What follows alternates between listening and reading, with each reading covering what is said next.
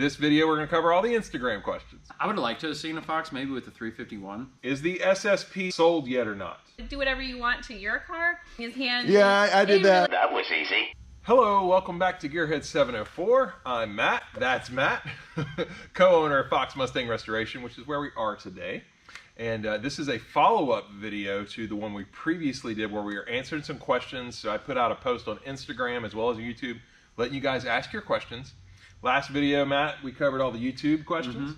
This video, we're going to cover all the Instagram questions. So this is your chance to basically talk to the FOXBODY master. He said it has a shirt that says, "I speak FOXBODY," so you know that's a cool shirt, by the way, Matt. You know, of course, I just wear Carolina shirts, although sometimes they say Gearhead 704.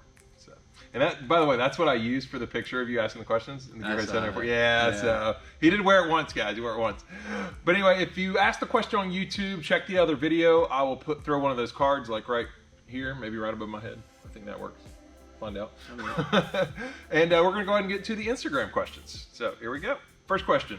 Are aftermarket upper and lower rear control arms the same for 7.5 and 8.8 rear ends?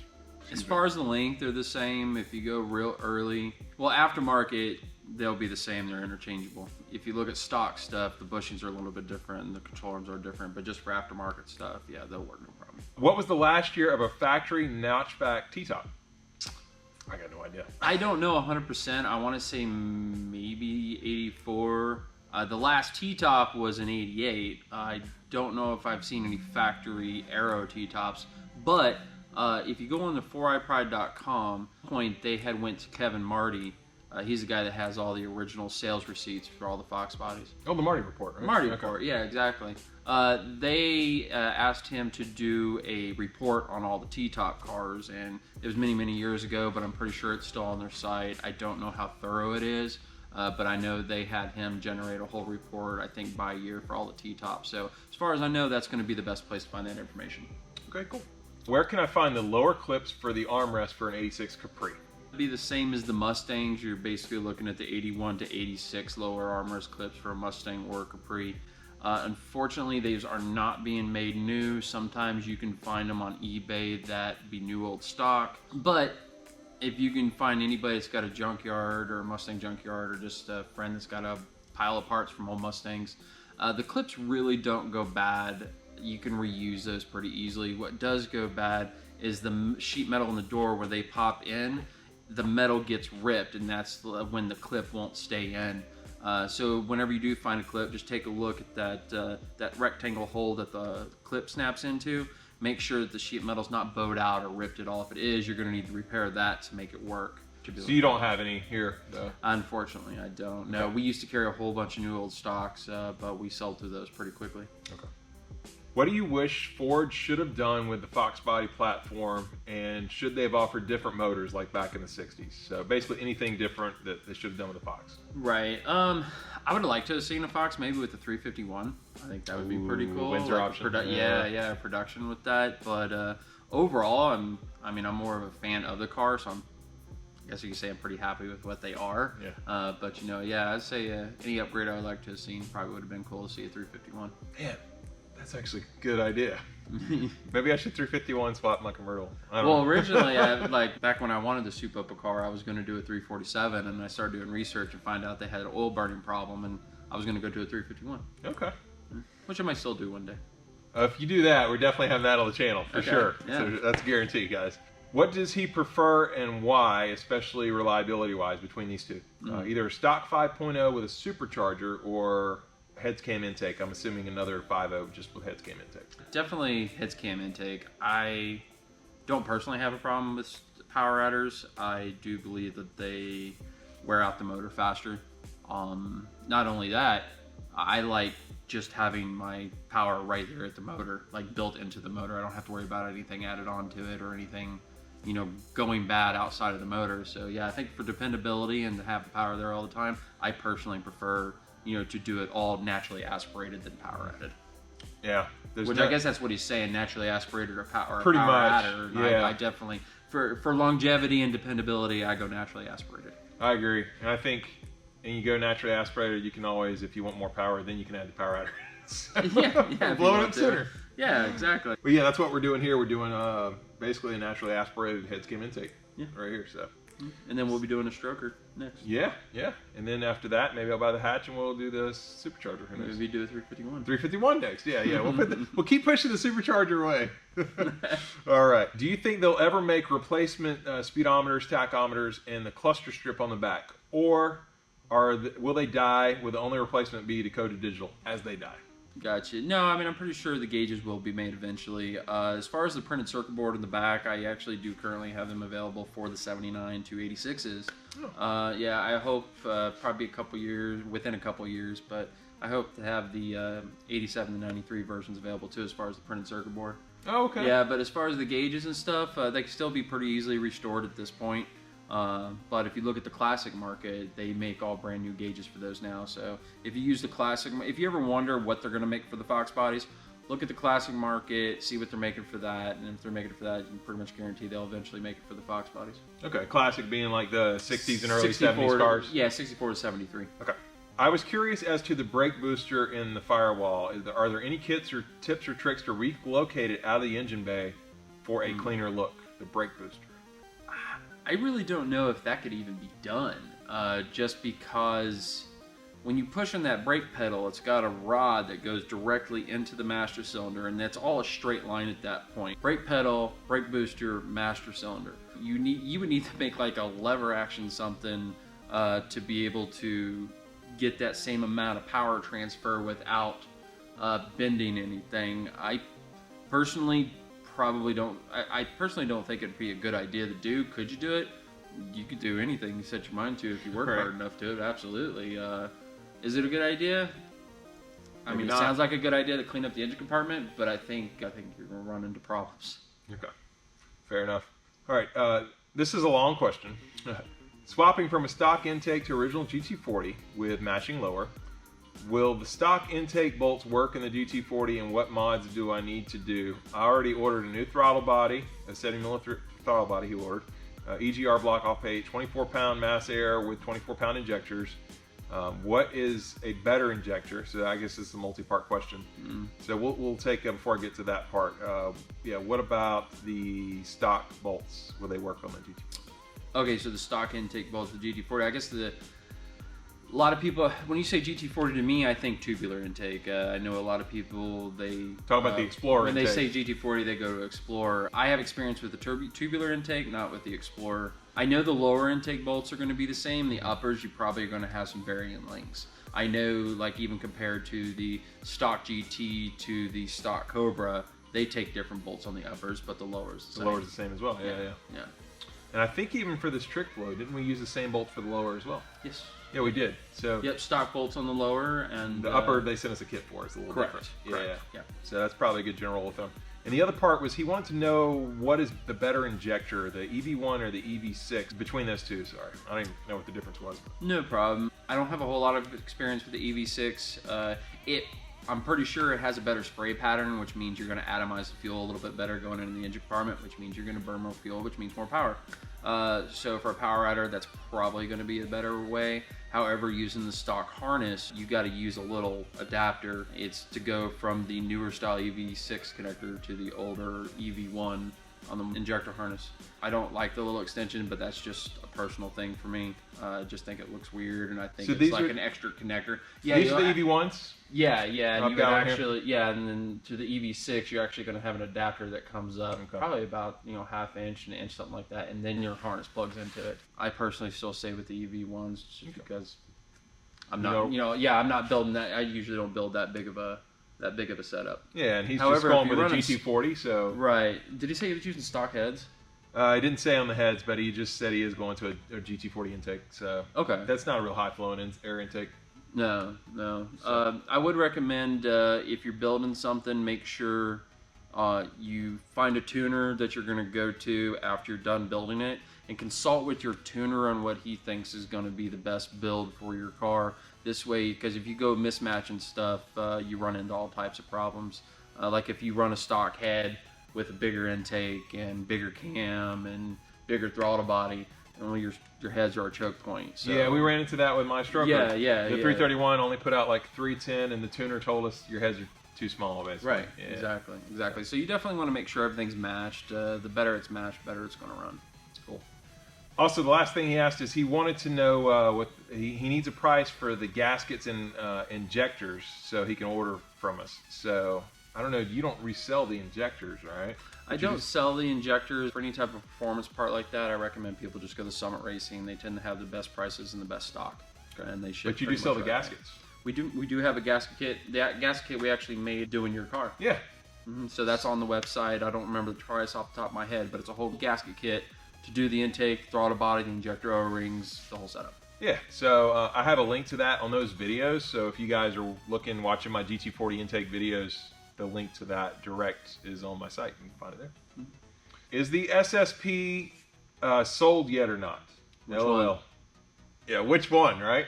So maybe they're asking mine. Yours, that one, my other two. Yeah, you got Peaches, which is a 90 SSP. You got the 91 behind us, Cream, which it's not sold yet, but I guess by the time this video goes up, it probably is. Yeah. Yeah. It should be sold tomorrow. Yeah. So as we're recording this, you've got an 89 SSP, FHP. You got an 89 Florida car. Yep. And then I've got an 88, and there's a Florida car, right? Yeah. Yeah. So we don't know which SSP you're talking about, but this is the only one that'll be sold by this time. So yeah. All right. I'd like to know Matt's take on restored versus resto mod, and if restored include error-specific mods, or is he a purist? And I'm pretty sure he's not talking about me. I think he's talking about you. So what's your take? Restored or resto mod? I really like restored. I actually prefer original, unmolested, never touched, like low mileage originals. Resto mod, yeah. I mean, I do. You know, almost any car that's changed from original, you change rims. Technically, it's a resto mod. Right. So really, you like restored, and you're more of a purist. Yeah, more of a purist. Now, when it comes to that, like go along with the purist thing. If I'm going to do type of performance, I love like the GT40 tubular. You know, it's still a Ford product, but yet it's a souped up piece. Yeah, we talked about this a little bit in the last video, so I need to do it again because I want the comments to really come. So I think on his car Peaches, because you guys love that car. Yeah. GT40 tubular, I've offered that you may purchase mine, or we'll work out something.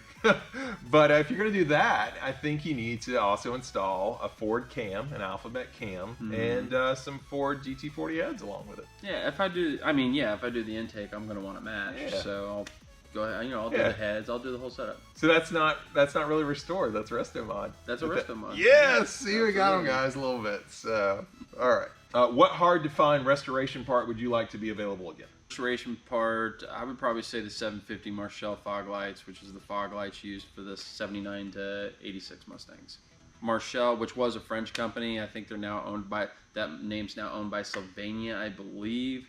But I've also talked to people that's tried to like do reproductions, doing any type of licensing on that. So as of right now, it doesn't even look like there's going to be a reproduction, and the NOSs are getting thinner and thinner. And I'm more of an Aero guy. What do you think about the reproduction fog lights for the Aeros? Are they okay? Or? Yeah. I mean, they're good. Carpenter makes a really great light that we sell and get the lens and the housings. As far as a 4-eye or an Aero part, I would probably say the sail panels, which are the big plastic quarters in the back, like the interior pieces in the back. And that goes for that's on a hatch or coupe convertible or hatch. Okay. They're all. I mean, for any FOXBODY, actually, they're trash. They're all pretty much going to be trash, and there's nothing available for them right now. So that's something that definitely needs to be made. Almost the rest of the interior is being made, except the center console, the dash housing, and the interior and the rear quarters. Almost everything else you can get replacements for. All right. How about this guy says one of yours and his favorite cars? What are the real differences between a 1985 GT? Okay, so he's been watching the channel. He knows you like the 85. Yeah. He wants to know what are the real differences between the 85 and the 86 GT. He's in the slow process of making the 86 out of an 85, and he's also doing a 4-cylinder to 8-cylinder swap. So he kind of wants to know what those differences are between 85 and 86.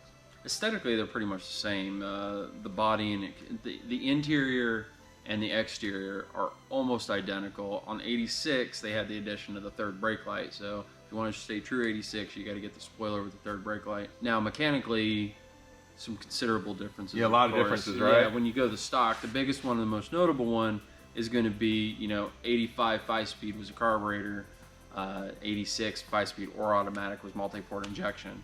So that's going to be the biggest difference in how correct do you want to go, because the speed density 86 system, you're really not going to be able to modify anything in it. But if you go ahead and upgrade it to the mass air, then you can do a bunch of engine modifications with no idling problems. Were the rear ends different for that year, do you remember? They probably already had the 8.8 and 86, but I don't know about 85. Yeah, no, 85 had 7.5. Okay, so that'd be the other big thing. All right, yeah. Cool. Hey, I remember something. Recommendations on accessories for trick flow, top end kit, injectors, fuel pump, and throttle body. Matt, I think I can take this one. Yeah, we're doing that on the channel right now. We're doing a full trick flow top end kit. So 24-pound injectors is the recommendation, and the fuel pump is trick flow recommends a 190. We're not going to a 255. Everybody wants us to, but we're going to do what trick flow says because they made the combination work, and that's how I want it. Yeah. So if you get really bored, we'll throw the 190 in first, and then go to a 225 to see if it makes a difference. Right. Yeah, maybe we can do that and see. It's gonna be a pain in the butt changing that fuel pump, I bet. So, yeah, everything's a pain in the butt for me. Simple question, he says, and this is G-Funk Express, another good buddy of mine, does YouTube stuff. Would you ever buy an S550, which is basically the new Mustangs, the 15s and up? So he wants to know if you would ever buy them. Probably not. Just really don't have any interest. I'd say the newest Mustang I'd be interested in is probably like the 04 Terminator. Yeah. 03, 04 cover with the IRS. Yeah. That'd be kind of fun. Yeah, so that'd be fun. Other than that, yeah, I never got into them, and honestly, like I don't work on them, and couldn't tell you much about them. Yeah, I'm kind of in the same boat, guys. I'm not a big fan of the S550s either. I mean, they're cool cars. All right, there you go, G-Funk. Known issues with the airbag system warning light is on. So he's getting a warning light on his airbag system. Okay. Why does the engine warning light switch come on and blink at about 1800 RPM when you hold it there during acceleration? No error detected with diagnostic tools, and it's a 1991 AOD car. So it sounds like you might have two lights going on, a check engine and an airbag. I'm not quite sure. They're a little bit definitely confusing. Two separate things. As far as the airbag, the most common problem on those is either the module or the clock spring. Unfortunately, there's nothing available for either one. You might be able to find some NOS stuff out there, but right now it's pretty much non-existent. Now, as far as the check engine light, if your check engine light's coming off and on and you're not getting any codes, if that check engine light comes on and then goes off, it should at least store a history code. So you should have something. So if your check engine light's actually coming on and you're going to check the codes and nothing's showing up, you might want to look at possibly having that ECM rebuilt. I was kind of wondering, Matt, along that same lines of that question, could you possibly change out your airbag car 90 and up to be non-airbag rather than dealing with that light? Is there a way to convert it? Yeah, that's actually, it's pretty straightforward. It all bolts right in. The only difference you're going to get is, I believe, around the steering column, the dash is going to be, the opening is going to be a little bit bigger, I believe. So I think you see a little bit of gap towards the bottom.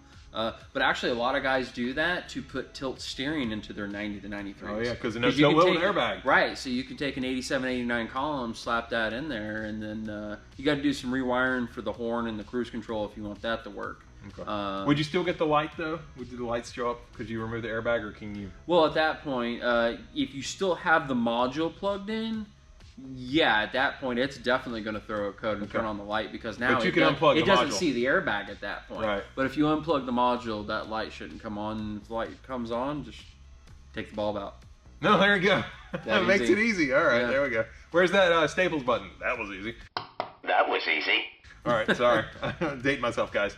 I have a 93 Fox with stock heads. I have a Cobra intake, 42-pound injectors, 75-millimeter throttle body, and a 90-millimeter mass air B-cam, B-Ford alphabet cam with a T-trim Vortex supercharger. Okay. I'm getting a pop in the intake at low RPM on all gears. The car is dyno tuned. It made 390 wheel. We can't figure out if the popping in the intake, or is it like it sounds like a misfire.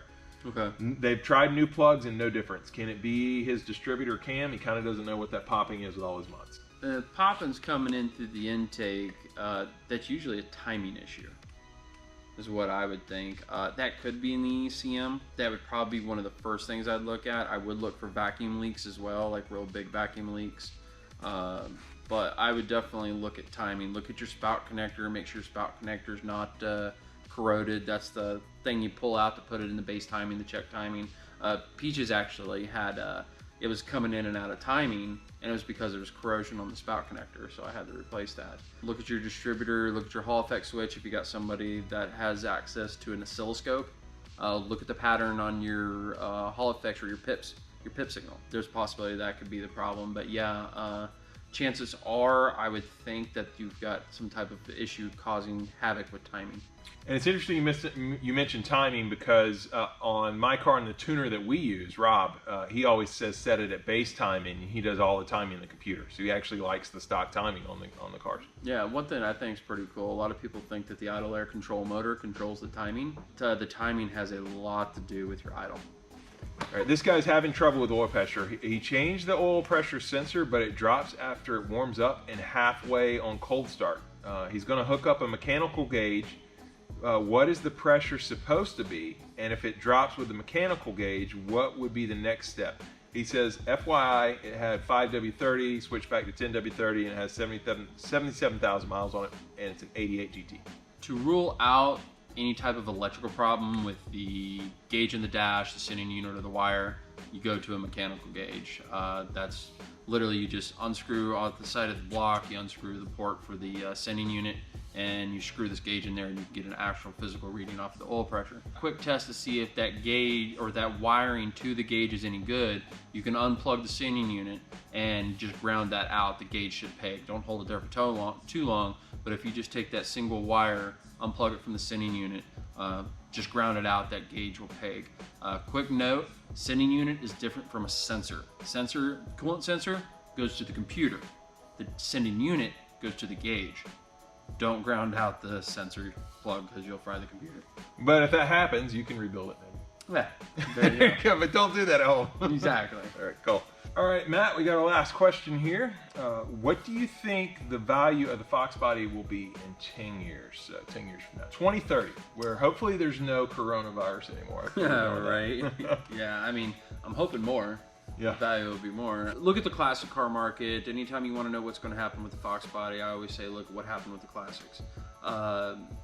Do I think they're going to go up? Yeah. Why do I think they're going to go up? Because the people who wanted these cars when we were in high school, guys our age, we're getting to the point, you know, you're getting a little older, you had a job, a career, you're getting some more money in, and now you got time to play around. Well, you're going to go to your dream car for a lot of car guys. So yeah, so we're just kind of getting into the age to where we can really start spending some money on these cars, getting them nice, and that's been driving the price up, right? Yeah, absolutely, it does. Passion. I totally agree with you. I do think it will also go up in 10 years, and you know, it feels like just the last couple of years we've seen a lot of price increase, right? It has, yeah. This definitely it started its ramp up for price increase. Absolutely, the popularity's getting up there. People are starting to learn, you know, the differences: the '84 Predator, the '85 Twister 2, the SSPs, the Cobras, Salines. You know, all the little different, other than just the GT or LX, all the little different models and options that were done. And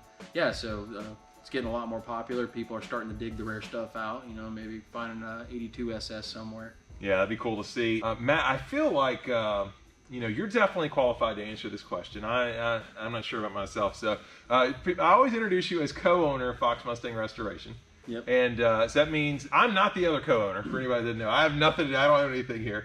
We're not married either, but I believe you're married to the co-owner. Yep. So let's get her opinion on this. I feel like we need another opinion on this. So I'm going to bring Jen in from Fox Mustang Restoration. And here she is, Jen, co-owner of Fox Mustang Restoration. So another reason why I like Jen is, you know, we can partake of beverage. There we go. But Jen, you know, the question is, where do you think the FOXBODY value will go in the next 10 years? I mean, it's definitely going to increase. So the value of these cars is really based on the emotional attachment that people have to them. And so if you look at like a 40s era car, a lot of people will look at that and think that it's cool, but they won't spend a lot of money on it. Like the price on those cars is now declining. You know, there just aren't very many left because not as many people care about them in the same way. So people are going to spend money where their heart is, really. So if it was a car that they were, you know, they always wanted in high school that they never, you know, they couldn't afford at that point, or it was something that bought the car and they drove it for a while, then they got married, they had kids, the car seat wouldn't fit in the back. It's a very popular thing that happened. They had to sell the car. Gearhead is raising his hand. Yeah, I did that. In relation to that, I had to get rid of my first Fox. Yeah, I understand. Yeah, I mean, I have kids. Like literally, we hear hear this story all the time. So then they sell the car, then the kids get older, and then now they can buy that car back again. So the money is always going to follow where the emotional attachment is. And so yeah, so it's just going to keep going up at this point, and there are fewer of them out there. Like, you can't find them in the junkyards now, so the supply and the demand, there's less supply, so the demand gets higher and the price gets higher. That's, you know, economics 101. So yeah, it's definitely going to keep going up. And you look at the price of the classic cars, like, that's still increasing at this moment. Like, they're still coming out with new parts for the classic cars, which are 20 years older than the FOXBODYs.